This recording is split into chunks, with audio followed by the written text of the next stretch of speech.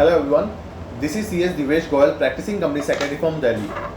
Today in this video, we are going to discuss on one of latest provision that is relating to the how to take the benefit of CFSS scheme in case when all the directors of the companies are disqualified. We have recently seen Ministry of Corporate Affairs have issued the Company Law Fresh Settlement Scheme by passing a circular on 30th March 2020. According to that scheme, companies can file all their pending returns with ROC till 30th September without any additional fees, without any prosecution, without any adjudication. In detail, we have already discussed this scheme in our other videos. So in detail, if you want to know about the CFSS scheme, you can refer our other videos also. So as per the CFSS scheme, directors can file all the pending returns and forms of the company till 30th September without any additional fees. Now the situation arises, if there is no company, all the directors of the company are disqualified.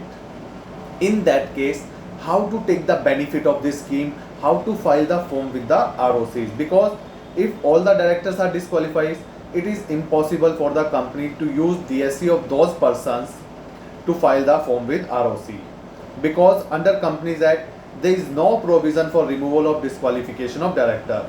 Even this CFSS scheme is also not removing the disqualification of director. So the situation arises how to take the benefit of this scheme when all the directors are disqualified. So to take the benefit, we have to go through the provision of section 167 subsection 3. As per section 167 subsection 3 of the Companies Act, if all the directors of the companies are disqualified, then there is power with the promoters of the company to appoint the director in lieu of disqualified directors. So now who are the promoters?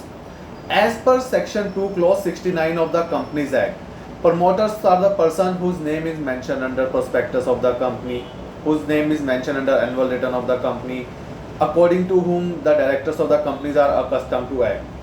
So in general word we can say generally 90% of companies we have seen ki mention their shareholder as promoter in annual return in MJT 7. So if we are considering our shareholder as promoter, then such shareholder having powers to appoint director in case of disqualification of other directors. How they will do it? They will call a meeting of the shareholder, annual extraordinary general meeting. In that meeting they will appoint 2 new directors. In case of private company at least 2, in case of public company at least 3 new directors they will appoint. So they will pass the resolution in the general meeting and appoint the director.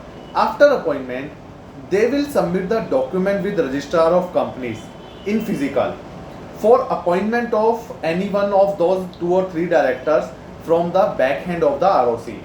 So once we will submit all the document with the registrar of companies like resolution of appointment, notice of general meeting, DIR 2, consent of director, DIR 8, their non-disqualification, and affidavit and whatever document ROC will ask. All the document we will submit with concerned registrar of companies in physical.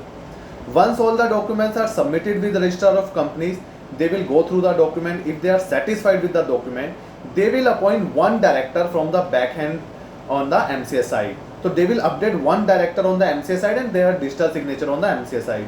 So once 1 director is updated on the MCA side, with the digital signature of that 1 director, company will appoint, file the form of DIR 12 of the other directors. So by that DSC they can file the form for other directors.